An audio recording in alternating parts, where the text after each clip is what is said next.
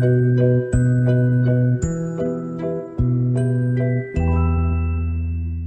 Οργανισμού Πολιτισμού, Αθλητισμού και Περιβάλλοντος και της Δημοτικής Βιβλιοθήκης για την παρουσία της εδώ απόψε. Έχουμε τη χαρά και την τιμή να έχουμε μαζί μας την κυρία Μάλο Τούκα, γνωστή και αγαπημένη σε όλους, πιστεύω. Μια μικρή εισαγωγή που γεννήθηκε στα Χανιά, στην Κρήτη, και έχει σπουδάσει στο ιστορικό αρχαιολογικό τμήμα Φιλοσοφικής Σχολής του Πανεπιστημίου Αθηνών.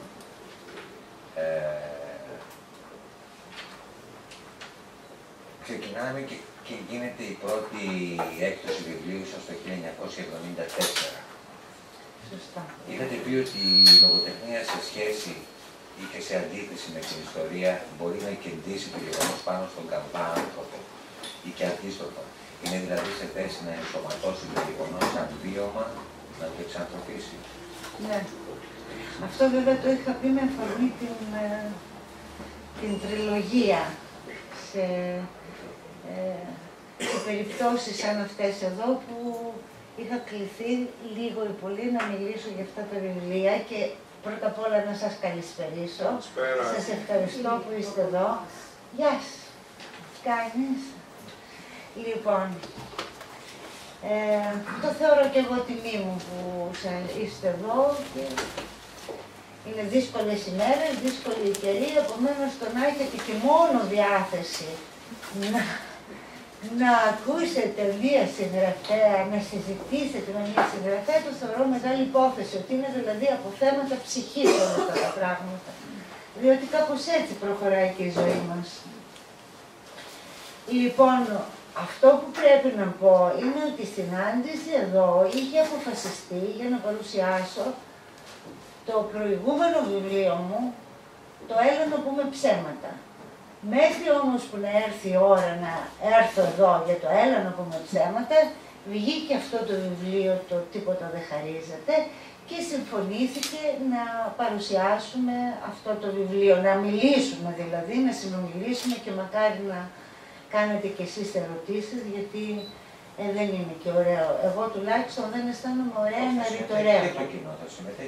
Ναι, ναι, βέβαια. Λοιπόν, αυτό το ότι η ιστορία οπωσδήποτε μέσα από το μυθιστόρημα αποκτά άλλες διαστάσεις, ενσωματώνεται το γεγονός στο βίωμα αυτό που λέμε, εξανθρωπίζεται η ιστορία, αυτό είναι ένα γεγονός. Έτσι κι αλλιώς εγώ όμως και από τα πρώτα μου έτσι συγγραφικά βήματα και από το πρώτο και από την πηγάδα ακόμα, ανοιχτό κουβεντολόι, να το πω έτσι, συνομιλία με την ιστορία την είχα. Και ακόμα είχα και μια βαθιά συναίσθηση μέσα μου ότι και αυτό που ζούμε, όπως και αυτά τα γεγονότα που ζούμε τώρα, μετά από 20-30 χρόνια θα είναι ιστορία. Είναι δηλαδή, είναι πολύ σημαντικό να ξέρουμε, να έχουμε συναίσθηση ότι γεγονότα σαν αυτά δεν είναι για να περάσουν στην καθημερινότητα και να ξεχαστούν, αυτά είναι η ιστορία. Και πολλές φορές, με αφορμή τώρα αυτό το, ας το πούμε, προσφυγικό, το μυαλό μας δεν θα πάει στο 22 και σε όλους αυτούς τους πρόσφυγες που είχαν έρθει εδώ, ήταν οι δικοί μας όμως άνθρωποι και περάσανε τόσα βάσανα, τόση ταλαιπωρία και λέμε πώς αντέξανε για να τα καταφέρουν. Και μάλιστα όχι να τα καταφέρουν, απλώς να τα καταφέρουν και τόσο καλά, που εκ των υστέρων υπόθηκε ότι το άλας του νέου ελληνισμού είναι ο μικρασιατικός ελληνισμός. Δηλαδή, θέλω να πω, είναι αυτό το πράγμα. Η ιστορία είναι μέσα στη ζωή μας. Και, ποιος το λέγει, Ευρυπίδης, Όλβιος, όστις της ιστορίας έσχεν μάθηση.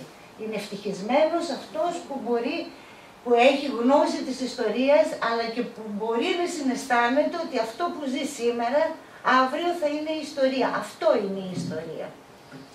Να μην πάρω φόρα και μιλάω μόνο εγώ. Τώρα εγώ τελείως παρίστηκα. Κλείνοντας 40 χρόνια και πλέον στην πεζογραφία, αν κάνετε μια αναδρομή προς τα πίσω, πόσο πιστεύετε ότι ακροβατήσατε μεταξύ μύθου και πραγματικότητας? Δεν ξέρω αν ακροβάτησα ακριβώς, σίγουρα οδηπόρησα μεταξύ μύθου και πραγματικότητας.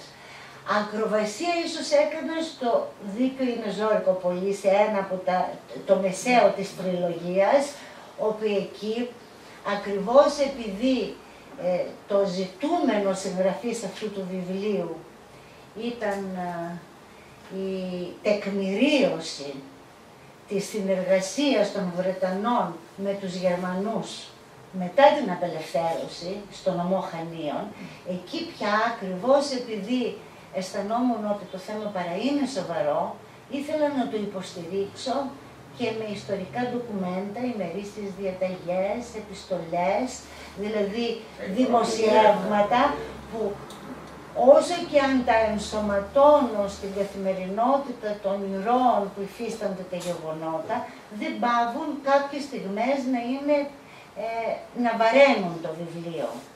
Αλλά αυτό είχε γίνει συνειδητά από μεριάς μου και όπως χαρακτηριστικά έχω πει και τα 3 βιβλία αυτά της τριλογίας, έτσι, όπως τα λέω, γράφτηκαν χωρίς να το έχω εξ αρχής αποφασίσει, ξεκινώντας από το αθώοι και φταίχτες και μέσα από την έρευνα, τα στοιχεία που ανακάλυπτα με οδήγησαν στο δεύτερο και μετά στο τρίτο βιβλίο. Το πρώτο ερέθισμα ήταν να μιλήσω για τα Χανιά, την πόλη που γεννήθηκα και μεγάλωσα. Και βεβαίως δεν μπορείς να αναδείξεις μία πόλη ως λογοτεχνική περσόνα εάν δεν σκύψεις την ιστορία της. Και βέβαια άλλο είναι να είσαι ιστορικός και να γράψεις ένα ιστορικό βιβλίο, άλλο να γράψεις μυθιστόρημα. Από αρχής εγώ αισθανόμουν ότι έχω το δικαίωμα, να το πω έτσι, να συνομιλήσω με την ιστορία εάν προσπαθήσω να φωτίσω τις συσκοτισμένες περιόδους της ιστορίας ή τις αποσιωπήσεις. Και έτσι λίγο από τους αθώους και φταίχτες που αισθάνθηκα ότι μόνο έτσι θα μπορέσω να αναστήσω την πόλη, αν την αναστήσω μέσα από τη ματιά, την πόλη μέσα στο χρόνο εννοώ, μέσα από τη ματιά ενός ξένου, ενός διαφορετικού, που οι συγκυρίες οι ιστορικές τον ξερίζωσαν από αυτή την πόλη και έτσι προέκυψε όλη η έρευνά μου και η αναζήτησή μου για τους τουρκοκριτικούς και με έναν γόνο τουρκοκριτικών που βρίσκεται στην Κρήτη, στα Χανιά και περιδιαβάζει την πόλη και σκέφτεται την πόλη κτλ. Το δεύτερο τώρα βιβλίο, ακόμα και στο πρώτο, αυτό στους αθώους και φταίχτες, έχω την αίσθηση ότι κάποιες στιγμές πιθανόν να ακροβάτησα σε ό,τι αφορά τα πραγματολογικά στοιχεία, διότι αυτό είναι και τα 3 βιβλία, και το έλα να πούμε ψέματα, γράφτηκαν γιατί είχαν μια βαθύτερη αιτία, ένα βαθύτερο σκοπό. Δεν ξεκίνησα να γράψω απλώς για να γράψω και να παράσω καλά. Ήθελα να γράψω για να αναδείξω κάτι, να φωτίσω κάτι. Αυτό που ήθελα να φωτίσω στο Δίκαιο είναι ζώρικο πολύ ήταν, όπως είπα, τη συνεργασία Βρετανών και Γερμανών μετά την απελευθέρωση. Όλη η Ελλάδα είχε απελευθερωθεί και στα Χανιά ήταν οι Γερμανοί με εντολή των Βρετανών και ασκούσαν την εξουσία μέχρι τον Ιούλιο του 1945. Αυτό όμως εγώ αισθανόμουν ότι για να μπορέσω να το διαχειριστώ θα έπρεπε να ακουμπήσω πάρα πολύ στα ιστορικά, στις πηγές, αλλιώς θα ήταν έολο. Ο άλλος θα έλεγε εντάξει, τα λέει αυτή έτσι, αλλά μπορεί και να μην είναι έτσι. Ήθελα να έχω τα στοιχεία. Στους αθώους και φταίχτες ήταν να δώσω έτσι, να φωτίσω εκείνη την ιστορική περίοδο και που έχει να κάνει με τους τουρκοκριτικούς. Ποιοι ήταν αυτοί, ήτανε Τούρκοι, ήτανε Κρήτες εξισλαμισμένοι, φεύγοντας από την Κρήτη πώς αισθάνονταν, ξεριζωμένοι και αυτοί. Λοιπόν, ήθελα να φωτίσω αυτή τη συσκοτισμένη πλευρά. Στο έλα να πούμε ψέματα το τελευταίο που βεβαίως προέκυψε επειδή ερευνώντας πάλι για το Δίκαιο είναι ζώρικο πολύ, έβρισκα στοιχεία που αισθανόμουν ότι δεν υπάρχει περίπτωση να κλείσω ως εκεί. Θα πρέπει να γράψω άλλο ένα βιβλίο για να φωτίσω και την συνέχεια τα γεγονότα της πόλης που έχουν με τον ένα ή τον άλλο τρόπο σημαδέψει την πόλη ήταν ο εμφύλιος, αυτό που με τον ένα ή τον άλλο τρόπο ονόμασαν εμφύλιο στην Κρήτη και που βεβαίως πάλι οι ιστορικές συγκυρίες το αποσιώπησαν αυτό το πράγμα. Είναι πάρα πολλοί αυτοί που πιστεύουν ότι δεν υπήρξε στην Κρήτη εμφύλιος. Υπήρξε όμως και αυτό υπάρχει μέσα από τα ντοκουμέντα, τα στοιχεία, τις αναφορές. Και βέβαια το χαρακτηριστικό και στα τρία αυτά βιβλία είναι ότι ακροβατώ και οδηπορώ ανάμεσα στο παρόν και στο παρελθόν επίσης. Δεν είναι, γι' αυτό εγώ δεν τα θεωρώ ιστορικά μυθιστορήματα. Είναι μυθιστορήματα που συνομιλούν με την ιστορία, αλλά εξίσου συνομιλούν και με το σήμερα. Μέσα από τη δική μου έτσι αντίληψη, ότι όταν προσεγγίζουμε, όταν ασχολούμαστε με το παρελθόν μας, όταν προσπαθούμε να φωτίσουμε το παρελθόν μας, μπορούμε να επικοινωνήσουμε και καλύτερα με το παρόν που ζούμε και να κατανοήσουμε, να ψυχοαναμνηστούμε κατά κάποιο τρόπο το μέλλον που μας περιμένει, λίγο ή πολύ. Έχετε γράψει αρκετά διηγήματα και για περιοδικά και συλλογές κατά παραγγελία των ενδιαφερομένων. Το κατά παραγγελία να του κάνω μια επεξήγηση. Να το κάνουμε. Ναι, ότι ποτέ η παραγγελία δεν θα κατέληγε σε ναι, αν δεν ήταν το θέμα να με προκαλέσει, να με ενδιαφέρει. Δηλαδή και ένα χαρακτηριστικό παράδειγμα σε ένα βιβλίο μου, το «Γιατί εμένει η ψυχή μου», που μου είχαν ζητήσει συμμετοχή να γράψω κάτι για μια φωτογραφία. Και εγώ διάλεξα του Κομμαντάντε Μάρκος τη φωτογραφία. Και μέσα από αυτή την ιστορία μίλησα για το Μεξικό, για τους Ζαπατίστα, για τους Ζαπατίστα στην επαρχία της Ιάπας. Τώρα δεν θα μπλεχτούμε με αυτά, αλλά θέλω να πω ότι την όποια πρόταση που μου κάνανε για όποιο θέμα να αυτό, εγώ ή θα την έφερνα στα μέτρα μου να γράψω αυτό που ήθελα, αυτό που με έκαιγε, αυτό που με αφορούσε, ή θα έλεγα δεν μπορώ, έχω πολύ φόρτο σε... Το πόσο σας εξητάρει κάτι τέτοιο και πόσο δελεαστικό είναι να σας θέτουν το θέμα ζητώντας σας μια ιστορία. Ναι. Βέβαια τα πρώτα χρόνια το θέμα είναι πώς εξοικειώνεται κανείς. Εγώ θυμάμαι έτσι αρχή στα πρώτα μου συγγραφικά βήματα που μου είχε ζητήσει ο Νιάρχος, τότε ο Θανάσης Νιάρχος, που μου είχε ζητήσει συνεργασία στη Λέξη και μου είχε φανεί εξωφρενικό ότι μου κάνουν παραγγελία να γράψω. Λέω πώς είναι δυνατόν να γράψω επειδή μου το λες εσύ. Μου φάνηκε αδύνατον αυτό. Αλλά βέβαια μέσα από τα χρόνια και την... Να το πω και έτσι, ας ακούγεται συμβατικό έτσι και αυτό. Μέσα από την όποια οριμότητα κερδίζει κανείς με το γράψιμο, καταλαβαίνει ότι και η παραγγελία, να το πω έτσι, μπορεί να λειτουργήσει αν την φέρεις στα μέτρα σου. Αν αποφασίσεις να γράψεις για αυτό που θέλεις. Ή θυμάμαι, ας πούμε, η Μικέλα Χαρτουλάρη κάποτε μου είχε ζητήσει για τη σχέση μας με τον ξένο, με τον άλλον, τον διαφορετικό, για την πολιτική ορθότητα. Όπως τότε, πριν από 10, τόσα, 15-20 χρόνια, είχε αρχίσει να υπάρχει να κινείται στην περιραίουσα ατμόσφαιρα και στην ορολογία, πολιτική ορθότητα κτλ. Και εγώ κάθισα και έγραψα για έναν μόλις απολυμμένο.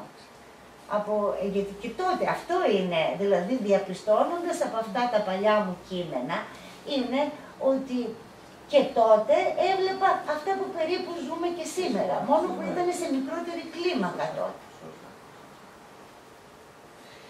Ξεκινώντας τη συγγραφή ενός καινούριου βιβλίου, τι είναι αυτό που ανακατεύει την έμπνευση με τον ελάνι και έχουμε αυτό το υπέροχο αποτέλεσμα γραφής? Πώς επιλέγετε το υλικό και από πού όταν δημιουργείτε? Αυτά πώς δύσκολο. Ναι, είναι και να πω και την αλήθεια, αισθάνομαι ότι σίγουρα κάποια πράγματα θα πω τώρα, αλλά δεν ξέρω αν είναι και ακριβώς αυτά. Είναι από ένα σημείο και μετά, για να είμαστε ειλικρινείς, είναι και βαθιά αυτά δεν περιγράφονται. Κάποια πράγματα όμως πρέπει να επινοήσεις, να πεις και να τα βάλεις όλα σε μία σειρά. Είπα και προηγουμένως, ποτέ δεν ξεκινώ να γράψω ένα βιβλίο έτσι περιμένοντας την έμπνευση. Φερρυπίν, για να ξαναγυρίσω στην τριλογία. Ήτανε ότι ήθελα να ζωντανέψω στον χρόνο τα Χανιά. Λογοτεχνική περσόνα να ταξιδέψει στον χρόνο από το 1800 τόσο και βέβαια στους αυτούς και φταίχτες υπάρχουν και οι Βενετσιάνοι, υπάρχουν και οι Άραβες, είναι δηλαδή η διαδρομή του νησιού μέσα στον χρόνο έως τις ημέρες μας. Είναι δηλαδή μεγάλη η ψαλίδα του χρόνου εκεί. Σε άλλα βιβλία όπως ας πούμε το πρώτο μου μυθιστόρημα, την Αρχαία Σκουριά, το ζητούμενό μου ήταν αν θα μπορούσα μέσα από την οπτική γωνία μιας φοιτήτριας να είναι λίγο μικρότερη από μένα, γιατί εγώ τέλειωσα το 1972 και την ήθελα να είναι φοιτήτρια και στα γεγονότα, να το πω, του Πολυτεχνείου. Έπρεπε να είναι λοιπόν λίγο μικρότερη από μένα, για να αποδώσω το Πολυτεχνείο, λίγο ή πολύ, τα χρόνια της δικτατορίας, τα πρώτα μεταπολιτευτικά. Ήταν δηλαδή το ζητούμενό μου αυτό. Αλλιώς δεν θα είχα λόγο να το γράψω αυτό το βιβλίο. Και βέβαια ήθελα να το γράψω μέσα από την οπτική μιας, όπως λέω, φοιτήτριας και μέσα από τη διαδρομή αυτής της φοιτήτριας προς την αυτογνωσία της. Και έτσι προέκυψε. Λίγο, ανάλογα με τις ανάγκες της αφήγησης και της μυθοπλασίας, έρχονται και η έρευνα που πρέπει να κάνω. Θυμάμαι, ας πούμε, στην Αρχαία Σκουριά, ποιος θα το μπορούσε να το φανταστεί, μέρες στη Δημοτική Βιβλιοθήκη, στην Δημοτική, η Άκοβα μου κολλήσει η Δημοτική Βιβλιοθήκη, μέσα στην Εθνική Βιβλιοθήκη, να ψάχνω σε εφημερίδες του 40, 44, 43, για να βλέπω, να ψάξω να βρω τι ταινίες μπορεί να παίζανε τότε και πριν από τον πόλεμο, διότι μου είχε προκύψει η μητέρα της ηρωίδας μου, της Μυρσίνης εκεί, να πάει στον κινηματογράφο. Έπρεπε να βρω ποια ταινία θα πήγαινε να δει. Ναι, και ήθελα να ψάξω αυτή τη λεπτομέρεια. Και μετά να ψάχνω, και τότε δεν ήταν το ίντερνετ όπως είναι τώρα, που είναι πολύ μεγάλη ευκολία σε ό,τι αφορά το πραγματολογικό στοιχείο. Τότε έπρεπε να ψάχνεις το έντυπο υλικό και κυρίως τις βιβλιοθήκες, αν ήθελες έτσι ας πούμε το χρόνο προς τα πίσω και όλα αυτά, έπρεπε να ψάξεις έτσι. Και είναι η έρευνα, είναι άλλα στοιχεία που θυμάμαι τον καημένο, ένα σπουδαίο συγγραφέα, τον Αριστοτέλη Νικολαίδη, έχει γράψει σπουδαία βιβλία, εσύ θα τον ξέρεις, με εξαφάνιση, συνυπάρχοντες, εκεί ήταν και σπουδαίος γιατρός και ποιητής. Λοιπόν, θυμάμαι που μου έλεγε ότι ο πεζογράφος και κυρίως ο μυθιστοριογράφος που σέβεται τον εαυτό του, πρέπει να φιλοδοξεί να τα ξέρει όλα. Να διαβάζει, να ξέρει από ιατρική, να ξέρει από δικηγορική, να το πω έτσι, να ξέρει. Γιατί αν υποθέσουμε έχεις, εάν δεν είναι να τα ξέρεις για να τα ξέρεις, αλλά εάν αποφασίσεις ένας ήρωά σου, ας πούμε, ένα μυθιστορηματικό πρόσωπο, είναι γιατρός, πρέπει να μάθεις τα της ιατρικής. Όχι ότι θα αρχίσεις να μιλάς ιατρικά εκεί, αλλά ένα-δυο πρέπει να ξέρεις τα βασικά, με τα οποία θα μπορέσεις να τον οπλίσεις ακόμα και στην γλώσσα του, στον τρόπο του. Το ίδιο με όλα τα επαγγέλματα. Αν έχεις, ας πούμε, θυμάμαι, σε ένα από τα διηγήματά μου στο Καρέ Φίξ, είδα ένας οικοδόμος και είχα βαλθεί να μαθαίνω, ας πούμε, να κοιτάζω την ορολογία των οικοδόμων και θυμάμαι μετά από χρόνια με συνάντησε ένας, μου λέει, καλά, κυρία Δούκα, εσείς που ξέρετε τις κλάπες και τα κλαπάκια εκεί στις καλοσιές, διότι είχα ψάξει, χρειάζεται. Σε αυτά βέβαια, στο πραγματολογικό, κυρίως της καθημερινότητας, πώς αναπαριστάται η ζωή, αυτή που είναι θαυμαστή, είναι η Ιωάννα Καριστιάνη, που τα βιβλία της τα βλέπει κανείς έτσι και λέει, α, είναι μια ιστορία μέσα σε μια οικογένεια. Αυτή η ιστορία, αυτή η αφήγηση, έχει απέραντη έρευνα. Τίποτα δεν είναι αφημένο στην τύχη του. Και γνώση βαθιά ιδιαίτερα σε όλα αυτά τα βιβλία της που έχει να κάνουν με τη θάλασσα και τους ναυτικούς. Θέλω να πω τώρα ότι ο μυθιστοριογράφος, πέρα από το τι κάνω εγώ κτλ., καλό είναι όλοι να ξέρουμε ότι οφείλει να ψάχνει. φτιάχνει την ιστορία. Εγώ συνηθίζω και χρονολόγιο να φτιάχνω. Του ήρωα δηλαδή που θα φανταστώ των 3-4 προσώπων, πότε γεννηθήκανε, τι κάνανε, που πήγαν, όλα αυτά, που μπορεί και να μην τα χρειαστώ ποτέ. Αλλά αν μέσα στη ροή της αφήγησης μου προκύψει ότι το 1979, ας πούμε, έκανε κάτι, να ξέρω εγώ τότε σε αυτή πόσο ήταν, να μην ψάχνω να είμαι χύμα στο κύμα που λένε και να ψάχνω τότε να υπολογίζω πόσος πρέπει να ήταν, πόσο χρονών τότε, πόσο η μητέρα του, το ένα το άλλο. Αυτά πρέπει να είναι σε κουτάκια. Και μετά όταν το έχεις ξεκαθαρίσει το θέμα σου και το σκελετό σου, αρχίζεις και γράφεις. Πιστεύετε ότι γράφετε εύκολα τα έργα σας και κατά πόσο συμφωνείτε ή όχι ότι υπάρχουν συγγραφείς και γραφομανείς, όταν οι μισοί Έλληνες γράφουν? Καλά, εντάξει. Το πρώτο ότι είπαμε είναι ότι αν δεν γράφω εύκολα, και επειδή με θεωρούν και πολυγραφότατη, ένα μόνο έχω να πω, ότι από τα 27 μου χρόνια γράφω και είμαι 68. Πόσα χρόνια είναι, για λογαριάστε τα, 43, Λοιπόν, σε τόσα χρόνια πολλά, 16 βιβλία, 8 μόνο μυθιστορήματα δεν είναι και πολλά. Για κάθε μυθιστόρημα, ειδικά για τα τελευταία, θέλουν 4 ή 5 χρόνια για να γράψω ένα βιβλίο. Δεν γράφεται εύκολα. Αλλά και γενικώς, εγώ δεν νομίζω ότι έχω ευκολία. Βασανίζομαι πολύ.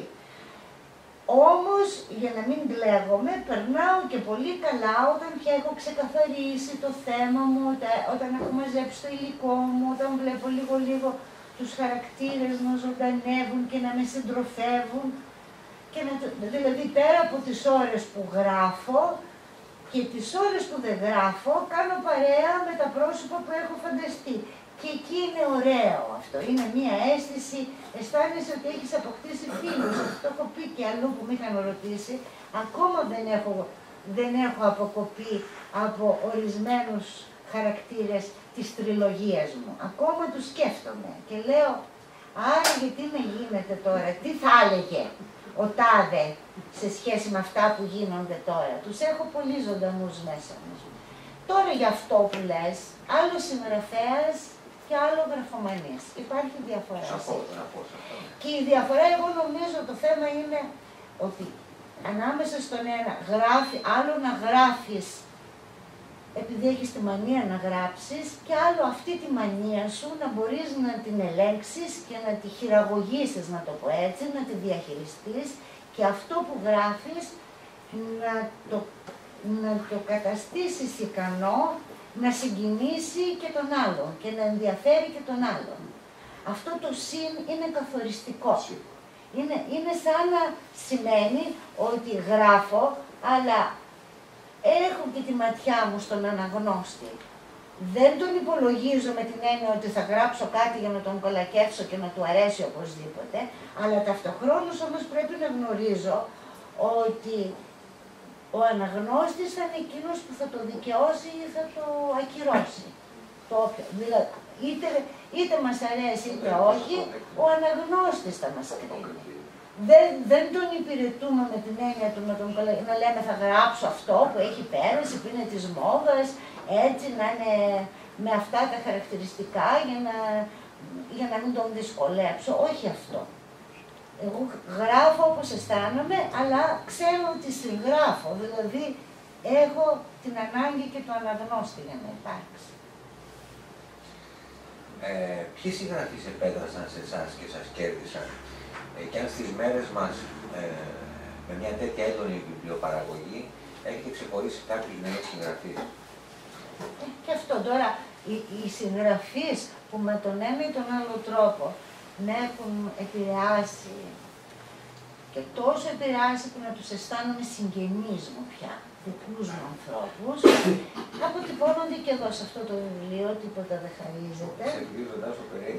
Ναι, είναι ας πούμε εκεί, ο Αναγνωστάκης, ο Ρίτσος, ο Τσίρκας, ο Κοντζιάς, ο Φραγιάς, ο Ιωάννου, ο Βυζινός που έχει στοιχιώσει μέσα μου ο Βυζινός, Και πολλοί άλλοι. Είναι πολλοί. Είναι δηλαδή και συγγραφείς με τους οποίους δεν ασχολήθηκα ποτέ γιατί δεν έτυχε. Ήδη Δόη Σωτηρίου, υπάρχει κείμενο για τη Σωτηρίου εδώ. Σας έχουν χαρακτηρίσει πάντως τα ματωμένα χώματα. Περισσότερο, η Δόη Σωτηρίου μου ήταν και πάρα πολύ αγαπητή. Εγώ βέβαια εδώ παρένθεση, όλους αυτούς τους συγγραφείς είχα το μεγάλο προνόμιο, την τύχη στη ζωή μου, να τους γνωρίσω από τα 25-26 χρόνια μου στο κέντρο, στο βιβλιοπωλείο του κέντρου της Νανάς Καλιανέση Πανεπιστημίου 44, όπου εκεί είχα βρεθεί να δουλεύω, επιμελήτρια, διορθώτρια και λίγο και εκεί εξέδωσα και το πρώτο μου βιβλίο και εκεί έμενα για χρόνια πολλά μέχρι το 2005 που εξέδωσα ένα βιβλίο στις εκδόσεις Πατάκη και από εκεί και πέρα λίγο επανεκδόθηκαν όλα τα βιβλία μου σε αυτό το εκδοτικό τώρα, στις εκδόσεις Πατάκη. Είχα λοιπόν αυτή την τύχη να τους γνωρίσω από κοντά, να συνομιλήσω μαζί τους, να δώσουν απαντήσεις σε απορίες μου, σε ερωτήματά μου. Είναι μεγάλη υπόθεση αυτό. Είναι και άλλοι συγγραφείς που επίσης με έχουν επηρεάσει πολύ, αλλά που δεν μου δόθηκε η δυνατότητα να γράψω για αυτούς. Φερρυπίν, αγαπημένος μου είναι ο Μπεράτης, ο Γιάννης Μπεράτης, και η Τσιτσέλη. Καλά, είπαμε για την Μέλπα Αξιώτη, έχω γράψει, έχω ασχοληθεί, έχω κάνει και την πρώτη έτσι, επιμέλεια φιλολογική των εκδόσεων των βιβλίων της, των επανεκδόσεων μάλλον. Θέλω να πω, συνομίλησα με πολύ έτσι και σεβασμό και αγάπη, αλλά και πήρα και αγάπη από αυτούς. Ήταν αμοιβαίο και αυτοί δηλαδή με αντιμετωπίσανε με αγάπη, γιατί βεβαίως έχω την αίσθηση ότι οι ίδιοι ήταν οι άνθρωποι που κουβαλούσαν, είχαν αυτό το περίσσευμα μέσα τους. Από νέους συγγραφείς είναι πολλοί. Εγώ ανήκω στην κατηγορία των συνομιλίκων μου που πιστεύουν ότι η ελληνική πεζογραφία βρίσκεται σε πάρα πολύ καλό δρόμο. Γράφονται σπουδαία βιβλία και ιδιαίτερα η γενιά αυτή, να είναι εδώ και ο Ιάκωβος, που κάνουμε συνομιλίες στην Δημοτική Βιβλιοθήκη, στην Κεντρική Δημοτική Βιβλιοθήκη του Δήμου Αθηναίων, με νέους πεζογράφους, και αυτό το νέος το ορίζομαι από 30 έως 40 χρόνων. Και είναι πολύ αξιόλογοι. Τώρα να αναφέρω ονόματα το θεωρώ και λίγο ποδοσφαιρικό. Είναι ορισμένα, πάντως υπάρχουν και σε τελευταία ανάλυση όποιος ενδιαφέρεται ας μπει στο Google που λένε και να δει εκεί πέρα τις συνομιλίες που έχουμε κάνει στη Δημοτική Βιβλιοθήκη. Από τον Δημοσθένη Παπαμάρκο που ξεκινήσαμε μέχρι την Μαρία Φακίνου με την οποία θα κλείσουμε και τον Τσίπρα. Εγώ τελειώνω 27 Μαΐου, αλλά έχει μετά άλλη μια παρουσίαση ο Σωτήρης ο Δημητρίου, αλλά ξεχνάω τώρα πότε είναι εκεί. Αρχές Ιουνίου πρέπει να είναι και κλείνει ο κύκλος αυτός. Λέμε ψέματα για να πάρουμε κουράγιο, για να παρηγορηθούμε, ή λέμε ψέματα για εκείνη την εποχή στο όνομα της αλήθειας? Έλα να πούμε ψέματα. Πώς προέκυψε ο τίτλος του βιβλίου και βέβαια έχοντας πρωταγωνιστές με παράξενα ονόματα όπως Πανάρης, Ελεονόρα, Ιδωμενέας.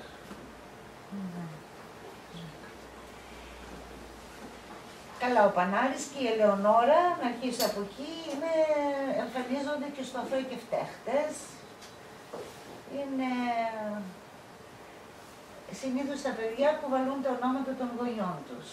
Είχαν ένα πατέρα που συνομιλούσε πολύ με την κριτική ιστορία. Ο Πανάρης είναι ένας Λασθένης και Πανάρης. Είναι οι δύο αρχηγοί, οι δύο Κρήτες που πολέμησαν τους Ρωμαίους. Και πέθανε. Είναι δηλαδή η αντίσταση της Κρήτης ενάντια στους Ρωμαίους. Από εκείνα τα χρόνια έρχεται ο Πανάρης. Ο Ιδωμενέας είναι ο γνωστός Ιδωμενέας της Κρήτης και είναι Ελεονόρα είναι ένα όνομα που αποφάσισε ο πατέρας να το δώσει στην κόρη του, συνομιλώντας ας πούμε με τον Μάρξ. Επειδή η μία κόρη του Μάρξ τη λέγανε Ελεονόρα, η μία ήταν η Κλάρα, η άλλη η Ελεονόρα. Θέλω να πω, όλα με τον ένα ή τον άλλο τρόπο έχουν την αιτία τους, την αφορμή τους. Είναι όλα, υποστηρίζονται από κάτι, όλα έχουν την απάντησή τους εκ των υστέρων. Την ώρα που εγώ ξεκινούσα, δεν ήξερα πώς θα είναι τα... Δηλαδή, λίγο προκύψαν τα ονόματα. Όσο μου προέκυπτε ο χαρακτήρας αυτός, ο Γιώργης Κριαράς, ο παθολόγος, ο συγκρατημένος άνθρωπος με το σεφερικό ψυχισμό, με αξιοσέβαστος μες στην πόλη, με τις απόψεις του, τις ιδέες του, τα παράπονά του, όλα αυτά. Μέσα σε όλο αυτό προέκυψε και η ανάγκη του, είναι δίδυμα τα παιδιά αυτά, στον ένα να δώσει από την Κρήτη, τις ρίζες της Κρήτης, και το άλλο να δώσει όνομα που να έχει να κάνει με την νεότητά του, με τα πιστεύω του. Στην πορεία δεν ήταν βεβαίως μαρξιστής, αλλά τιμώντας το νέο που υπήρξε κάποτε. Έδωσε, γιατί ήταν και μεγαλούτσικος τα χρόνια όταν απέκτησε τα δίδυμα. Θέλω να πω μέσα από αυτές τις λογικές. Τώρα σε ό,τι αφορά τον τίτλο του τελευταίου, πάλι και εκεί είναι που έρχεται ο τίτλος και σε βρίσκει εκεί που δεν το περιμένεις. Είναι από ένα πρωταπριλιάτικο έτσι σκοπτικό τραγουδάκι, έλα να πούμε ψέματα, ένα σακί γεμάτο, φόρτωσε έναν πόντικα 40 κολοκύθια, κάπως έτσι, και απάνω στα καπούλια του ένα σακί ρεβίθια. Μέσα από αυτό το σκοπτικό τραγουδάκι προέκυψε και ο τίτλος, γιατί αυτό ήταν ένα τραγουδάκι που το επαναλάμβανε σκοπτικά έτσι, θέλοντας να ορίσει τα διέξοδα, τις δυσκολίες εκείνα τα χρόνια, ας πούμε, στα βουνά της Κρήτης, εκεί στα Λευκά Όρη. Και πολλές φορές μαζευόταν εκεί τα Νταρτόπουλα και να του πούνε ιστορίες. Και έλεγε αυτός, έλα να πούμε ψέματα, και αρχίζαν να πούνε αυτές τις ιστορίες, και μετά αρχίζαν και λέγανε ιστορίες για το ένα και το άλλο. Αυτό τώρα όμως το τετράστιχο το κουβαλούν και άλλοι, αυτό το σκοπτικό τραγουδάκι, να το πω έτσι, και άλλοι ήρωες μέσα σε αυτό το βιβλίο. Και η Ελεονόρα και ο Πανάρης το ξέρουν από τη μητέρα τους. Και ο Ιδωμενέας το ξέρει από τον πατέρα του. Η πηγή όμως είναι μία. Εκείνου του σπουδαίου αντάρτη, από αυτόν το έχουν ακούσει όλοι. Και μέσα από αυτό υπενικτικά, είναι σαν γαϊτανάκι, διακλαδίζεται και όλο το story, έτσι, η περιπέτεια των ανθρώπων εκείνα τα χρόνια, αλλά και μέχρι σήμερα. Γιατί ο Ιδωμενέας, ας πούμε, είναι το νέο παιδί του σήμερα, στο βιβλίο. Και βεβαίως είναι όλα μαζί, όλα αυτά. Έχει μία αμφισημία, όπως και εδώ το τίποτα δεν χαρίζεται. Οι τίτλοι αυτοί σημαίνουν κάτι και δεν σημαίνουν, και σημαίνουν και κάτι άλλο, και σημαίνει και αυτό που ο καθένας μας θέλει να εννοήσει. Στη συγκεκριμένη περίπτωση εγώ το αισθανόμουν ότι περισσότερο μέσα από αυτό τον τίτλο ορίζω τα ψέματα που λέμε ή που εξ ανάγκης κάποια στιγμή φτάνουμε να λέμε, προκειμένου να υποστηρίξουμε πράγματα που τα πιστεύουμε πάρα πολύ και μας έχουν προδώσει, να το πω έτσι συμβατικά, την ιδεολογία μας. Πόσα ψέματα, και όχι μόνο ιδεολογία, αλλά και γενικότερα, πόσα ψέματα ακόμα και στο όνομα του χριστιανισμού, και στο όνομα του ενός, και στο όνομα του άλλου, παντού. Έχουν υποθεί πάρα πολλά ψέματα. Αυτά τα ψέματα. Που λειτουργούν όμως και ως αλήθειες κάποιες στιγμές. Ως αλήθειες για να μπορέσει να πάει παραπέρα το σύστημα που λέμε. Αυτή η σύμβαση με τη ζωή. Αφού πρέπει να ζήσουμε και θα ζήσουμε, κάποια στιγμή θα πορευτούμε και με κάποια ψέματα αλήθειες. Δεν θα κουράσουμε περισσότερο για να φύγει και το κοινό εδώ να κάνει κάποιες ερωτήσεις. Εγώ θα κλείσω με το τίποτα δεν χαρίζεται. Μα εδώ το τίποτα δεν χαρίζεται, έχει περισσότερο να κάνει πάλι με αυτό που εμένα με παιδεύει από τα πρώτα μου συγγραφικά βήματα, με αυτό που λέμε αυτογνωσία, συναίσθηση, τι κάνουμε, τι δεν κάνουμε. Το τίποτα, το δεύτερο σκέλος του είναι όλα κερδίζονται. Εάν δεν δώσεις, δεν θα πάρεις. Εάν δεν προσπαθήσεις, δεν θα τα καταφέρεις. τίποτα δεν θα σου χαριστεί. Είναι σημαντικό να το ξέρουμε ότι ξεκινάμε. Βεβαίως η ευχή και η ελπίδα είναι να μας χαρίζονται κιόλας. Και υπονοείται αυτό εδώ, έτσι. Υποσκάπτεται και το τίποτα δεν χαρίζεται μέσα από τον τρόπο του υποσκάπτεται. Αλλά καλό είναι να ξεκινάμε γνωρίζοντας ότι τίποτα δεν θα μας χαριστεί αν δεν προσπαθήσουμε κι εμείς. Είναι ξαναγυρίζουμε, δηλαδή αυτό έρχεται να συναντηθεί με το Συν Αθηνά και Χειρακίνη που λέγανε. Είναι το ένα φέρνει το άλλο, δεν γίνεται αλλιώς. Έχει κάποιος από το κοινό να κάνει μια ερώτηση, κυρία Λούκα? Αυτό εδώ είναι πάντα στην αρχή, υπάρχει έτσι ένα mood, ένα αυτό και βέβαια όταν εγώ έχω αρχίσει όλη αυτή τη λογοδιάρεια τώρα θα σας έχω ζαλίσει τώρα, τι να ρωτήσετε. Αλλά εγώ αυτό που θα ήθελα να πω σε σχέση με αυτό το βιβλίο τώρα εδώ, αποτελείται από 19 κείμενα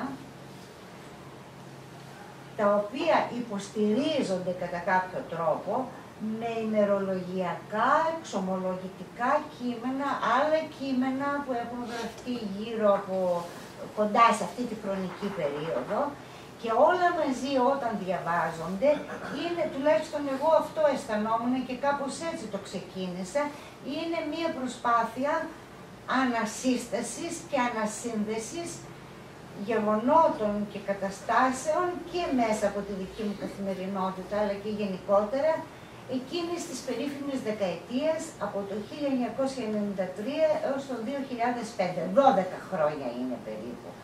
Ξεκινάει, είναι τα 19 αυτά κείμενα, είναι ένα κείμενο, είναι ας πούμε για τον Αναγνωστάκη, κείμενο για τον Ρίτσο, την πεζογραφία του Ρίτσου, κείμενο για τον Αλέξανδρο Φωτιά, το Στραντή Τσίρκα, το Βασιλικό, τα χειρόγραφα του Φθινοπόρου, ένα κείμενο για τον Τάσο Λιβαδίτη, γιατί διαβάζουμε λογοτεχνία, είναι η πρώτη, αυτό το θεωρώ έτσι ότι είναι ένα κείμενο που με έχει βοηθήσει πάρα πολύ, γιατί είναι η πρώτη φορά το 1995, μόλις είχα εκδώσει ένα σκούφος από Πορφύρα και με είχαν καλέσει να πάω σε ένα σχολείο να μιλήσω, γιατί διαβάζουμε λογοτεχνία, γιατί γράφουμε όλα αυτά. Και ήμουν πάρα πολύ διστακτική. Τι θα πάω, τι θα πω στα παιδιά, πώς θα σταθώ εκεί. Τέλος πάντων, έγραψα αυτό το κείμενο γιατί διαβάζουμε λογοτεχνία και πήγα και το διάβασα εκεί και μετά συνομίλησα με τα παιδιά. Αυτό το κείμενο ήταν η αρχή για μένα μιας καριέρας που λένε στα σχολεία. Έχω πάει σε πάνω από 70 σχολεία, έχει γίνει η μεγάλη μου έτσι ευχαρίστηση να πηγαίνω σε σχολεία, κυρίως σε παιδιά λυκείου αλλά και γυμνασίου και να συνομιλούμε. Γιατί διαβάζουμε τι είναι ας πούμε το μυθιστόρημα, τι είναι το διήγημα, σε τι μπορούν να μας βοηθήσουν όλα αυτά τα πράγματα, γιατί γράφουμε, πώς γράφουμε. Και η μαγιά των ομιλιών μου κάθε φορά βρίσκεται εδώ, σε αυτό το κείμενο που είχα γράψει το 1995 για το σχολείο Κωστέα Γείτονα. Εκεί με είχαν καλέσει και με είχε καλέσει συγκεκριμένα τον αναφέρω, επειδή πιθανόν να τον γνωρίζετε κιόλας, ο Σταύρος Ζουμπουλάκης, που είναι και έτσι. Που ήταν και στην εστία διευθυντής, όταν παραιτήθηκε από το σχολείο, ανέλαβε τη διεύθυνση της νέας εστίας, έχει γράψει τελευταία και σπουδαία βιβλία. Αυτά. Το επόμενο είναι ας πούμε ένα κείμενο για τον Τζαρούχη που μου είχε ζητηθεί και ήταν μεγάλη συγκίνηση για μένα. Είχα την ευτυχία να τον γνωρίσω τον Τζαρούχη και όχι μόνο να τον γνωρίσω αλλά και να συνεργαστώ μαζί του στις Τροάδες που είχε μεταφράσει. Έτσι, από τη συνεργασία μας, εγώ όπως σας είχα πει δούλευα τότε στον Κέντρο, προέκυψε και το βιβλίο που κυκλοφόρησε, γιατί αυτός είχε κάνει βέβαια τη μετάφραση από τον Ευρυπίδη, αλλά ήταν φερδενημίδη. Και μαζί βάλαμε σε μία σειρά και χωρίσαμε τη μετάφραση που ήταν ένα πεζό σε στίχους που να αντιστοιχεί ας πούμε το νεοελληνικό με το αρχαίο κτλ. Μετά στη σκιά του Σολομού, το λέει και ο τίτλος, είναι για το Σολομό ένα κείμενο, ένα άλλο κείμενο για τον Ταχτσή, ένα άλλο κείμενο για το Στρατή Τσίρκα, δεύτερο κείμενο για το Στρατή Τσίρκα, ένα για τη Διδό Σωτηρίου, για τα ματωμένα χώματα, και ο τίτλος είναι χαρακτηριστικός, ότι όταν ένα βιβλίο δεν είναι μόνο βιβλίο, είναι και κάτι άλλο. Γιατί τα ματωμένα χώματα είναι και κάτι άλλο. Ό,τι βιβλίο και να έχεις διαβάσει για την εκκλησιατική καταστροφή, μόνο αν διαβάσεις και τα ματωμένα χώματα, θα αισθανθείς πραγματικά τι μπορεί να ήταν αυτό που λέγαμε σε σχέση και με την ιστορία και με το πώς εγχαράσσεται το γεγονός στον άνθρωπο, πώς επηρεάζει τη ζωή του, πώς τον καθιστά ώρες, ας πούμε σαν φίλο στον άνεμο, τον φέρνει από εδώ, ζει καλή ώρα, όπως είναι τώρα. Αυτό είναι, δεν τα λέω για να λαϊκίσω τώρα ή να πολιτικολογήσω, αλλά σκεφτείτε αυτούς τους Σύρους που είναι εδώ τώρα, τους πρόσφυγες, που ήταν νοικοκυρέοι εκεί με τα σπίτια τους, καλή ώρα σαν τους δικούς μας εκεί, τους Έλληνες μικρασιάτες, με την περιουσία τους, με τις αρμονικές σχέσεις τους, με τους γειτονές τους κτλ. Και μετά τα συμφέροντα και οι πόλεμοι και τα οικονομικά κυρίως συμφέροντα και τα πετρέλαια, έτσι κι αλλιώς η Μέση Ανατολή από αρχαιοτά των χρόνων δεν λένε ησυχάσει.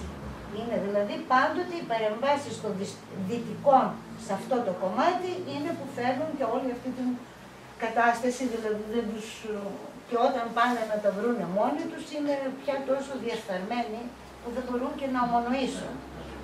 Έχουν ήδη αυτό. Και μετά είναι ένα κείμενο για τον φίλο μου τον Γιάννη τον Κοντό, που το είχα γράψει από τότε, με τη σιδερένια βέργα του χρόνου στην πλάτη. Είναι στίχος του. Δεν είναι εξαιρετικός στίχος? Σιδερένια βέργα του χρόνου στην πλάτη. Στην πλάτη όλων μας τον έχουμε τον χρόνο. Επίσης ένα κείμενο για τον Ανδρέα Φραγκιά, κείμενο για τον Χατζηδάκη, για τον Γιώργο Ιωάννου και βέβαια ένα μεγάλο κείμενο για τον Βυζινό.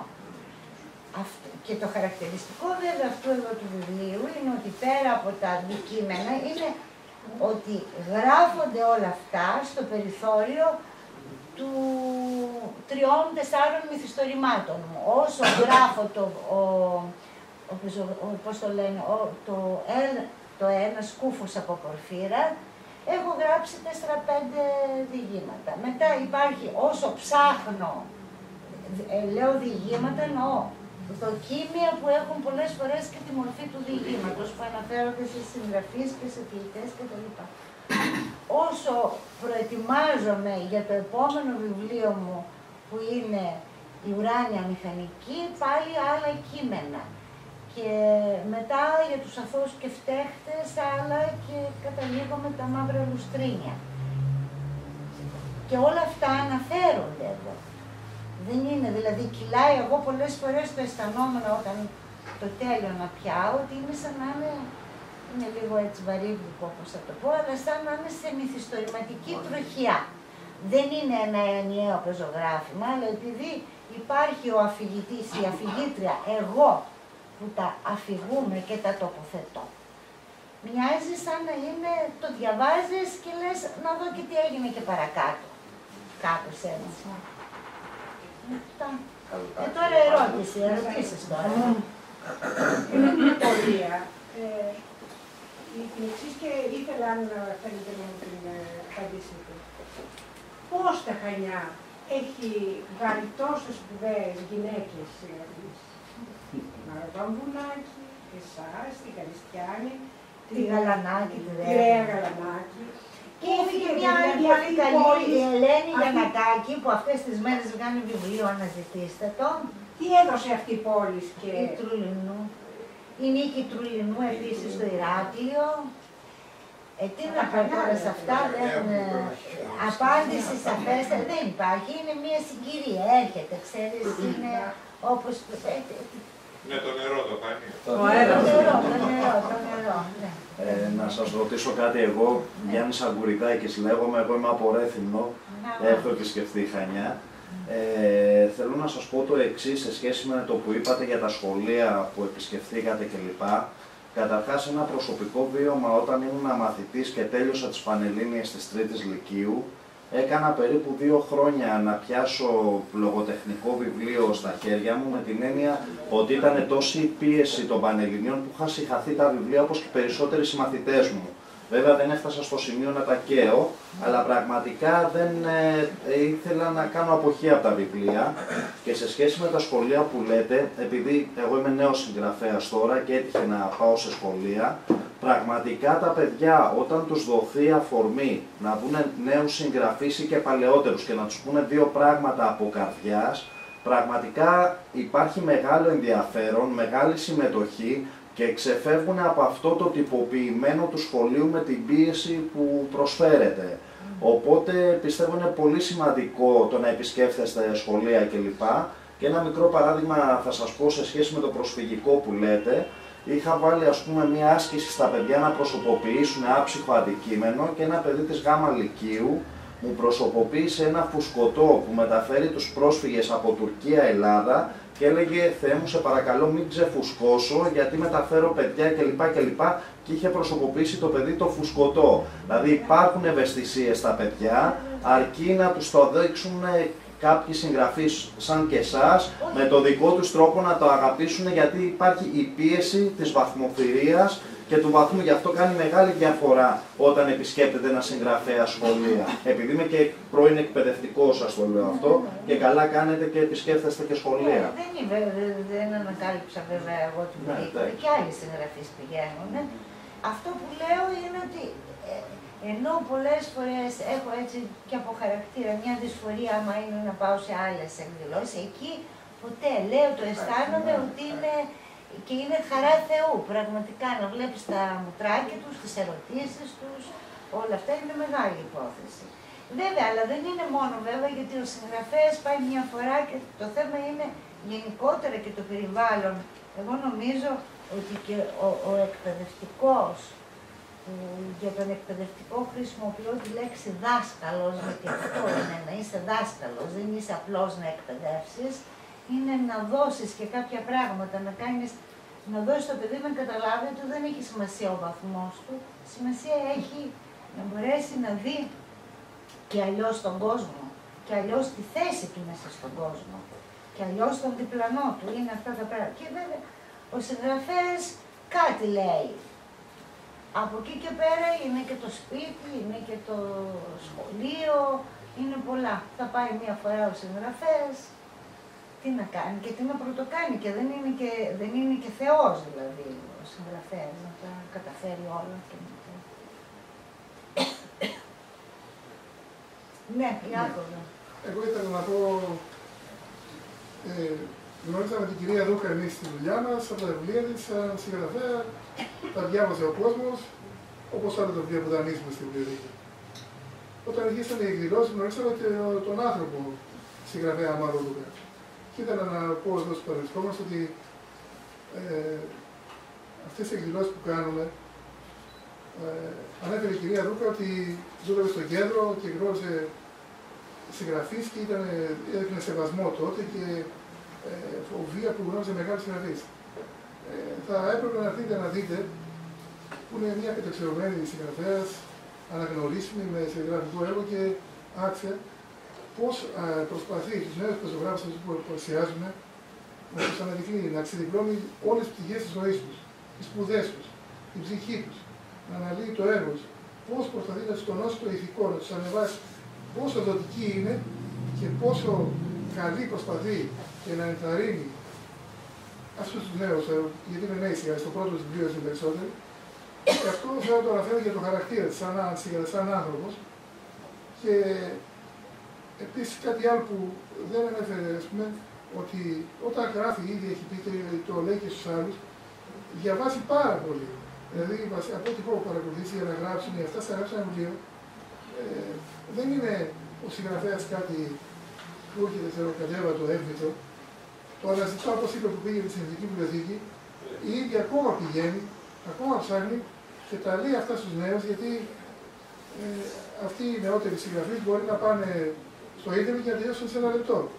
Αλλά δεν έχει την αξία του αυτό, γιατί μία λεπτομέρεια να ξεφύγει στο βιβλίο ο χρόνος που είπε το σινεμά που ανέφερε, το ανέφερε και σε ένα σύγγραφα, προχθές, μπορεί να δείξει να ξεφύγει όλο το βιβλίο. Και μεθαύριο που έχετε την Κάλια Παπαδάκη, θα μπορεί να σας πει και η ίδια. Ναι, τώρα έχετε την Παρασκευή. Πόσο καλά την παρουσίασε η κυρία Δούκα και πόσο πολύ διοίκησε μέσα στον άνθρωπο Παπαδάκη και προσπάθησε να αναδείξει όλες τις πτυχές της, να αναδείξει τις σπουδές της, πράγματα που δεν τα δέχτηκε η ίδια προφανώς όταν ήταν. Αυτό είναι το μεγαλύτερο. Δηλαδή, όταν ήταν αυτή η νέα ζωή. Ιάκωβε, μην τα λες και έτσι. Εγώ λέω αυτά που εσείς δεν απαντάτε. Εγώ λέω αυτά που βιώνω και που έχω ζήσει στην περίοδο αυτή. Να είσαι καλά, και εγώ όμως έχω συγκινητικές το πόσο όλη αυτή την προσπάθεια την έχει αγκαλιάσει και ο Ιάκωβος, αλλά και οι άλλοι εργαζόμενοι στη βιβλιοθήκη. Χωρίς τη δική του συμπαράσταση δεν θα μπορούσε να γίνει αυτό το πράγμα. Ναι, ήθελα να πω για την Κάλια Παπαδάκη που έχετε. Είναι σπουδαίο το βιβλίο της, Δενδρίτες λέγεται, και να κοιτάξτε να την απολαύσετε, και επειδή είναι και λίγο ντροπαλή, Ιάκωβε, τη ρωτάει κανείς και απαντάει με 2 λέξεις και μετά εγώ είχα ζοριστεί γιατί δεν μου έδινε πάσες. Τη ρωτούσα, έλεγε και μετά εγώ έπρεπε, έκανα και τη διευθύντρια και έπρεπε να συνεχίσω την κουβέντα. Λοιπόν, είναι και εξαιρετικό πλάσμα και σπουδαία συγγραφέας, έτσι, και αν είστε και ενημερωμένοι για να τις κάνετε ερωτήσεις.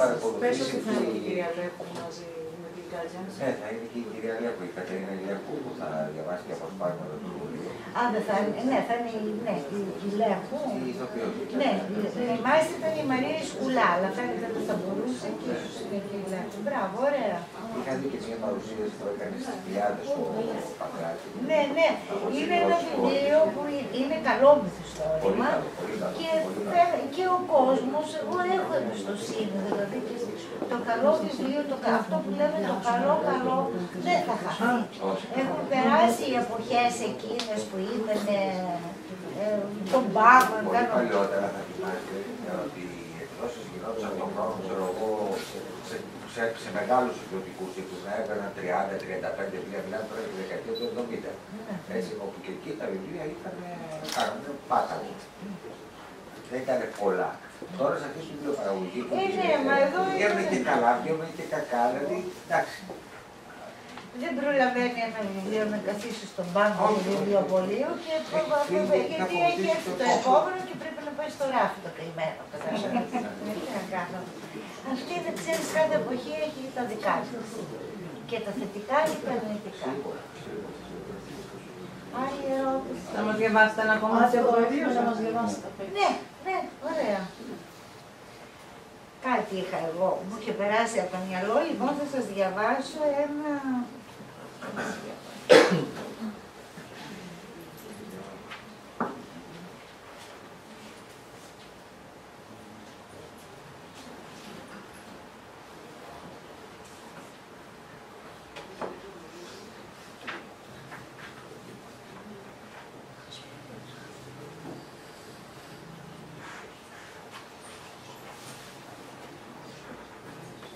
Να σας διαβάσω ένα κομμάτι, ένα απόσπασμα δηλαδή από το κείμενο που έχω γράψει, το πρώτο κείμενο, για τον Στρατή Τσίρκα, το οποίο γράφτηκε, ήταν ομιλία, μπορώ να διαβάσω όμως και λίγο πιο πριν για να το δείτε όλο μαζί. Πώς το...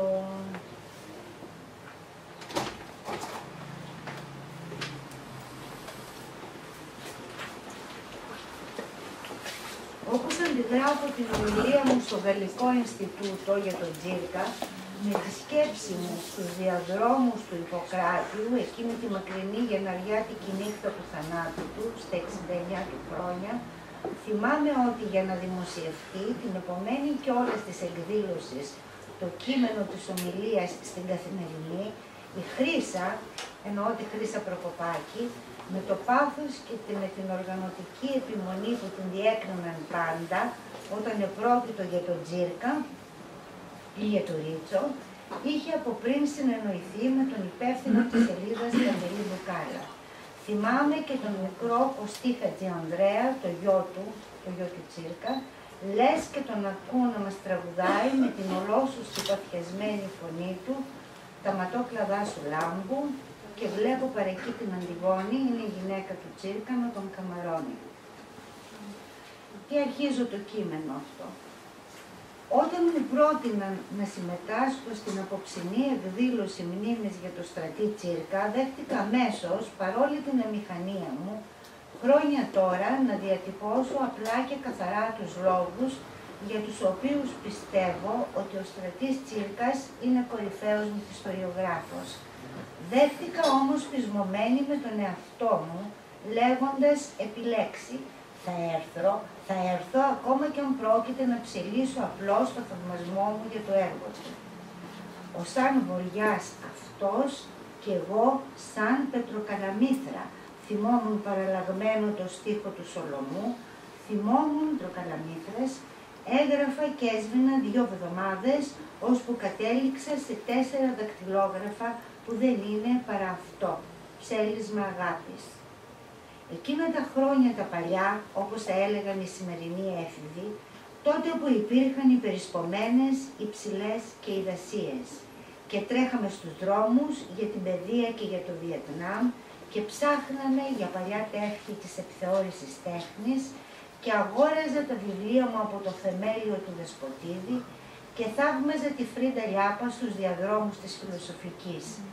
Εκείνα τα χρόνια, με τη ρωμιοσύνη του Ρίτσου και τα νεύρικα του Νεγρεπόντι, με την αναγκαιότητα της τέχνης. Τότε με τη Μαρία, την Τασούλα, την Παυλή, με τον Άρη. Η Τασούλα είναι η Τασούλα η Βερβενιώτου, για όσους ασχολούνται με την ιστορία, σπουδαία ιστορικός. Η Παυλίνα είναι η Παυλίνα Παμπούδη. Και ο Άρης είναι ο Άρης Μαραγκόπουλος, που είναι γνωστός και αυτός. Με τις βαρίες του το Μαδάκι, του Ιωάννη Θεοδωρακόπουλου, τον Ιωάννη Θεοδωρακόπουλο να μας γοητεύει στο κατάμεστο αμφιθέατρο και με την περίφημη βυζαντινή φυλάδα του Ζακηθινού. Εκείνα τα παλιά χρόνια λοιπόν, όταν το κουκουέ ήταν παράνομο και εμείς με τα κρυφά σχολιά μας, στις αίθουσες της Όλωνος και με τους χαφιέδες από δίπλα. Και είχαμε διαφωνίες που δεν ξέρουμε πώς να τις εκφράσουμε, 20χρονοι, με το αλφαβητάρι του Μπουχάριν και το άξιον εστί. Έπειτα η δικτατορία. Ο Μίκης Θεοδωράκης, ο Τσεγκεβάρα, η φυλακή, ο έρωτας, τα ποίηματα, το φυσάει στα σταυροδρόμια του κόσμου, οι αναλύσεις, η εισβολή, η πράγα, η διάσπαση, το αστείο του Κούντερα, οι εκδόσεις Κάλβος, ο Ψιρούκης, ο σοσιαλιστικός ρεαλισμός, ο κριτικός ρεαλισμός, ο Ντοστογεύσκι, ο Τσέχοφ, ο Κουλουφάκος, ο Σταντάρ, η Νανά Καλιανέση, το μαγαζάκι της Κεντρικής Οδού, η εξέγερση των φοιτητών στο Πανεπιστήμιο Κολούμπια, η ταινία Φράουλες και αίμα, τα Πατήσια, η Πλάκα, ο Ξυλούρης, ο Μαργόπουλος, η Μαρίζα Κόπ, ο Σαββόπουλος, ο Μπομπ Ντίλαν, το Ροντέο. Πώς έρχεται και δένει ο καρπός και οριμάζεις σιγά σιγά προσπαθώντας να βάλεις σε μια τάξη τη ζωή σου. Κατάφωτος ο Ιούλιος του 1972, Αλόνισσος, αμμουδιές χρυσές, σε μια εποχή που έγραφα μόνο για την ψυχή μου, χωρίς να τολμώ να ονειρευτώ ένα βιβλίο δικό μου, έκοβα τότε κάτω από τον ήλιο με την αστυνομική μου ταυτότητα τις σελίδες της τριλογίας του στρατή Τσίρκα και προχωρούσα στην ανάγνωση μαγεμένη, έχοντας την αίσθηση πως έζησα όσα έζησα για να αξιωθώ να περπατήσω στις ακυβέρνητες πολιτείες και να συναντηθώ με τα πρόσωπα, τα πολλά και τα πολύπλοκα, την Έμη και το ανθρωπάκι, να ακούσω τις φωνές τους, να τους αγαπήσω ή να τους εκτείρω και να ταξιδέψω, να σταθώ κι εγώ σε ένα παράθυρο για να ανασάνω το άρωμα του πεύκου στο ανοιξιάτικο αεράκι, να ακουθώ στα Ιεροσόλυμα, να διψάσω με τους οδηπόρους στην έρημο, να καθώ στα στενορίμια του Καΐρου, να μυρίσω τα γιασεμιά της Αλεξάνδρειας και να μεθύσω ψηλά στη Θεσσαλονίκη, αναντεύοντας από το κάστρο το Θερμαϊκό. Αυτά τώρα δεν θέλω να σας κουράζω άλλο, είναι ένα δείγμα έτσι από το κείμενο αυτό για το στρατή Τσίρκα.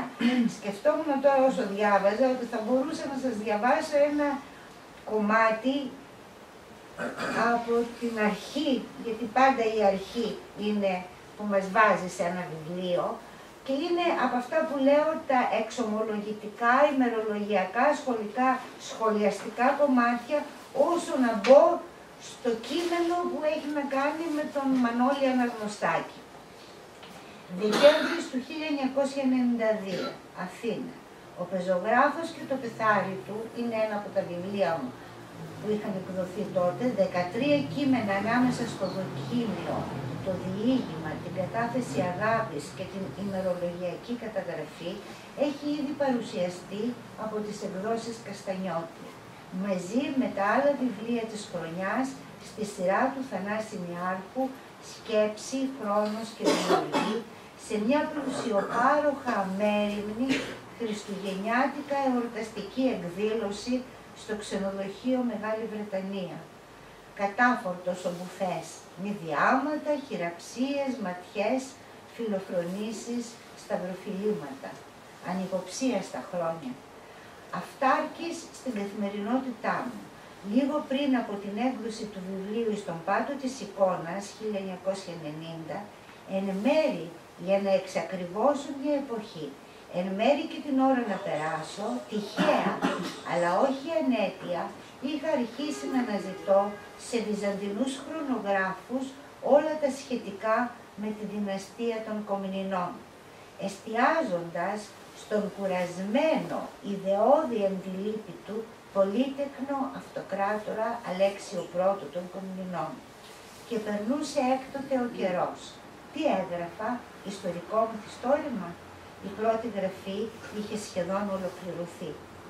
Επέμενε ο Σπύρος Τσαχνιάς και του υποσχέθηκα να γράψω κι εγώ κάτι για τον αγαπημένο μας Μανώλη στο αφιέρωμα που είχαν αρχίσει να ετοιμάζουν στο περιοδικό Αντί. Αν και είχα χρόνο μπροστά μου, σχεδίαζα να αρχίσω όσο πιο νωρίς γίνεται το κείμενο που θα έγραφα, να το τελειώσω με την ησυχία μου και να αφοσιωθώ πάλι απερίσπαστη στο βιβλίο μου.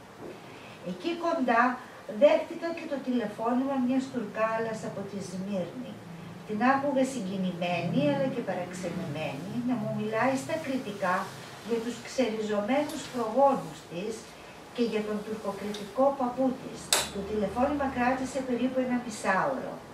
Κάποια στιγμή μάλιστα είχε αρχίσει να κλαίει. Τι ήξερα για τους τουρκοκριτικούς, είναι και από εδώ είναι που αρχίζει η σκέψη μου ότι κάποια στιγμή πρέπει να ασχοληθώ με τα Χανιά, με τους τουρκοκριτικούς, αλλά βρίσκομαι ακόμα στο ένα σκούφος από πορφύρα. Και τότε σίγησε η παμπάλαια γραφομηχανή μου. Μη σκάς, με παρηγορούσε ο Νίκος, καιρός σου να περάσεις κι εσύ στον υπολογιστή. Τι θα ρεις, σε γραφομηχανή είναι. Ναι, ναι, μεγάλη ευκολία, επικροτούσε ενθουσιασμένος και ο 12χρονος Γιάννης. Εγώ όμως δίσταζα, αισθανόμουν ανέτοιμη για τη μεγάλη αλλαγή και πάνω στην ανυπομονησία μου να αρχίσω το συντομότερο το κείμενο για τον Αναγνωστάκη, έχοντας πια ξεμάθει να γράφω με το χέρι, συν ότι δυσκολευόμουν και να δω από κάποια απόσταση κριτικά το όποιο χειρόγραφο γραπτό μου, αποφάσισα να αγοράσω μια Μολιβέτη Studio 42 πάλι, για σιγουριά και βλέπουμε. Η ψυχολογική διεργασία πάντως, όσο και αισθανόμουν ανεπίδεκτη μαθήσεως, για το πέρασμά μου στο ψηφιακό σύμπαν είχε αρχίσει. Γενάρης του 1993. Εκείνες τις μέρες, καθώς έστρωνα την καινούργια γραφομηχανή, μου τηλεφωνούν από τα νέα, η Χαρτουλάρη πρέπει να ήταν, και μου προτείνουν να γράψω ένα ημερολογιακό κειμενάκι για το ένθετο της Παρασκευής, τέχνες και θεάματα. Να τους δώσω κανονικό ημερολογιακό κείμενο βέβαια, ούτε συζήτηση. Μιας και περιφερόμουν όμως στα πατημένα από τους Σελτζούκους Τούρκους μικρασιατικά εδάφη, πολύ καλό ξεγέλασμα θα ήταν, σκέφτηκα να ξυπνήσω μια Κυριακή πρωί στη Νέα Υόρκη. Παραμονές εκλογών με τον αριστερό Κλίντον, ενσάρκωση, η άλλη ενσάρκωση με τον Ομπάμα θα έρθει 15 χρόνια αργότερα, του αμερικανικού ονείρου. Έχουμε λοιπόν και λέμε.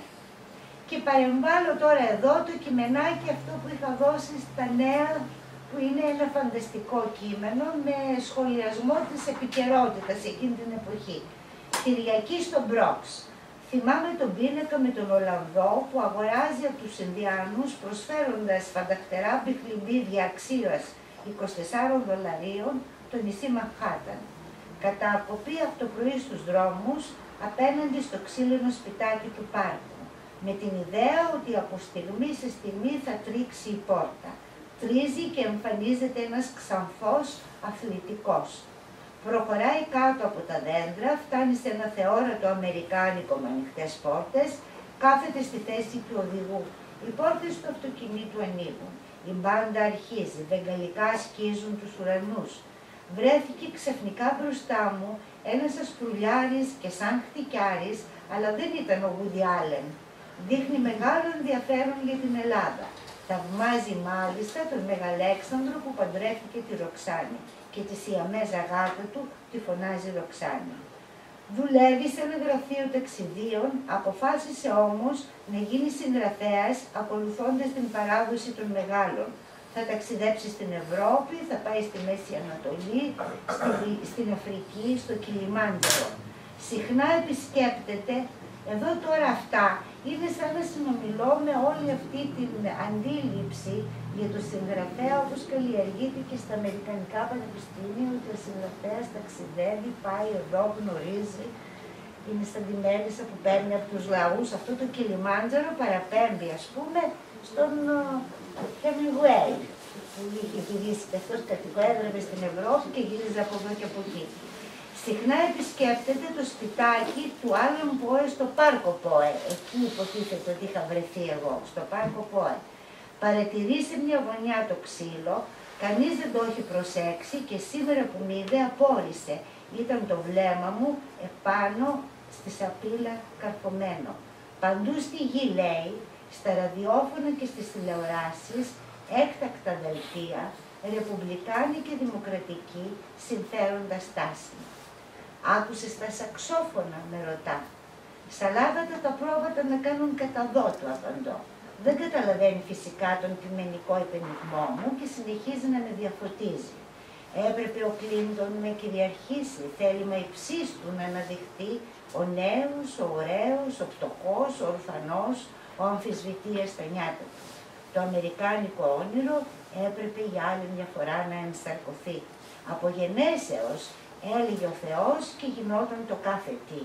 Λίγαν καλός γινόταν και το καμάρωνε όπως το καμαρώνει και σήμερα, προσβλέποντας στο άριστο από τον Περσικό ως το Χάρλεμ. 4 χρόνια έπειτα από τη στέψη του Κλίντον να τον θυμηθώ. Οι άστεγοι θα είναι πάλι άστεγοι και οι άνεργοι άνεργοι. Η ίδια θλίψη πάντα και ανέχεια, η ίδια λάμψη και αθλιότητα. Μου προτείνει εγκάρδια ποτός του καημένου του Έλληνα, του μετανάστη το εστιατόριο. Τι είμαι ο Αμερικάνος et dona ferentes, κάνω και την έξυπνη, να φοβάσαι τους Αμερικάνους και όταν σου φέρνουν δώρα. Χαμογελά και απαντά αυτός. Δεν είχε άδικο ο Βυργίλιος που έβαλε στο στόμα του Λαοκόντα το τι είναι ο Ντάναος. Γιατί ο Βυργίλιος είχε πει να φοβάσαι και τους Έλληνες ακόμα και αν σου φέρνουν δώρα, παραπέμπονται στο δούριο ύπο που πήγε εκεί. Που πάει να πει αγαπητή, σε ελεύθερη απόδοση, να φοβάσαι τους Έλληνες ακόμα και αν ζητιανεύουν στην πόρτα σου. Διότι να μην έχω καταλάβει την προσβολή. Δεν είμαι ούτε ανθέλληνας, ούτε φιλέλληνας, συνεχίζει. Εσείς όμως έχετε συναίσθηση του ξεπερμισμού σας. Αυτά είναι του 1993 που τα γράφω. Κάνω την κουφή. Πλησιάζει ο Έλληνας εστιάτορας, μη κερνάει κόκκινο κρασί και μου λέει για τα ωραία φιλιατρά και για το Δημοκράτη Κλίντον που θα μας υποστηρίξει στα εθνικά μας θέματα. Θα διώξει τους καταπατητές από την Κύπρο, θα στρίψει το λαρύγγι των διεκδικητών στα Σκόπια. Απαγγέλει κοκκινισμένος το χώμα ελληνικό. Παρασύρεται από την απαγγελία του και κλαίει. Ο Σπουλιάρης πεινάει το κεφάλι. Για πόσο θα μπορούσα να συνεχίσω έτσι, επικρίνω τον εαυτό μου. Εάν είχα παραλείψει την κατοικία του Άλαν Πόε, δεν θα συναντούσα τον Ασκρουλιάρη να μεταράξει. Θα είχα περιοριστεί στο ασφαλές Μαχάταν και θα περνούσα θαυμάσια με ουρανοξύστες, αψίδες, μουσεία, κέντρο Ροκφέλερ και άλλα. Και εφόσον θα επιθυμούσα για την ψυχή μου, ας περιέπλεα την νήσο Έλλης. Εκεί στιβάζονταν παλιότερα οι καραβιές των μεταναστών όσο να διοχετευτούν στη χώρα. Και σήμερα ακόμη μισή των απορριγμένων παραμένει. Στην ίδια σελίδα των νέων τότε, αντικριστά στο ημερολόγιο, ήταν οι αφορισμοί. Και είχα βρεθεί Παρασκευή, 29 Ιανουαρίου του 1993, παρέα με τους αφορισμούς του Αλέκου Φασιανού. Να ένας. Από ζηλοφθονία για τον Αλκιβιάδη χάθηκε ο στόλος των Αθηναίων στη Σικελία. Να και ένας άλλος σημερινός. Όπως ο βιομηχανικός καπιταλισμός έφτιαξε τη μεσαία τάξη, έτσι ο τραπεζικός καπιταλισμός θα τη χαλάσει. Πώς το είχε πει και ο Πατριάρχης Κυρουλάριος για το θείο του Αλέξιου, Ισαάκη ο Κομνηνό, εγώ σε έφτιασα φούρνε, εγώ θα σε χαλάσω. Και έπειτα είχα αρχίσει, γυρίζοντας χρόνια πολλά πίσω, να διαβάζω τις εποχές του Μανώλη Αναγνωστάκη. Και αρχίζει το κομμάτι για τον Αναγνωστάκη. Και έτσι πάει, έτσι είναι. Ουσιαστικά αυτή είναι η δομή του βιβλίου. Με κείμενα που σχολιάζουν και την εποχή και την καθημερινότητα, τα γεγονότα, και έχουν να κάνουν σχέση και με το ίδιο το κείμενο, το οποίο είναι, ας πούμε, το κυρίω σώμα. Τα 19 κείμενα είναι το κυρίω σώμα του βιβλίου, ουσιαστικά. Λοιπόν, κάντε μου καμία ερώτηση, γιατί τώρα και αυτά που σας διάβασα δεν είναι ίσως, υπάρχουν άλλα που θα ήταν ίσως πιο... Και αυτά όμως το θεωρώ έτσι αντιπροσωπευτικά. Να σας διαβάσω αυτό, αλλά αυτό θα σας το διαβάσω όταν θα μου κάνετε μερικές ερωτήσεις. Για να είναι πως κλείνει το βιβλίο δηλαδή. Τι ώρα έχει πάει κιόλας, μήπως είναι ένα... Α, έχει πάει και αργά, πρέπει να τελειώνουμε νομίζω, Εγώ μπορώ να διαβάσω το ότι πρέπει όμως να τελειώνω, είναι πως τελειώνει το βιβλίο. Και δεν θα μπορούσα να τελειώσω, μιας και άρχισα με τον αγαπημένο μου Μανώλη Αναγνωστάκη, παρά μόνο με το τοπικό ουρανό του. Και σας διαβάζω αυτό το ποίημα του Αναγνωστάκη που το θεωρώ έτσι, και ειδικά για τις ημέρες που περνάμε, κάτι, μια παρηγοριά είναι.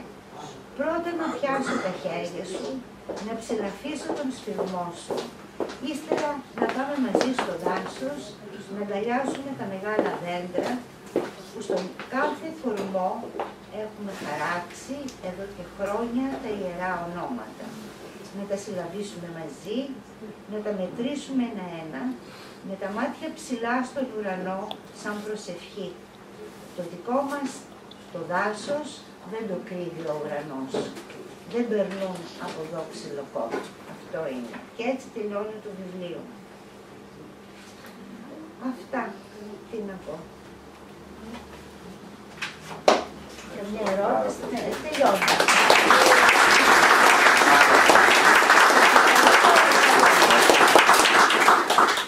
Ήταν πολύ όμορφα, ευχαριστούμε πάρα πολύ. Πιστεύουμε και σε επόμενα βιβλία να σας έχουμε μαζί μας, να χαρούμε πάλι. Ευχαριστώ, ευχαριστώ. Από εσάς εξαρτάται. Άμα με καλέσετε, εγώ θα έρθω. Να είστε καλά. Είναι όμως και τόσα. Έχετε ακόμα, είναι, είπαμε μετά, συνεχίζει.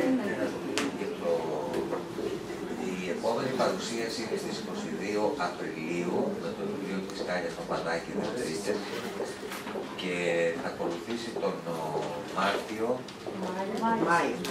Μάιο, το καινούριο βιβλίο της κυρίας Μαντά, και θα ολοκληρώσουμε τον Ιούνιο με τον Μιχάλη τον Κανά.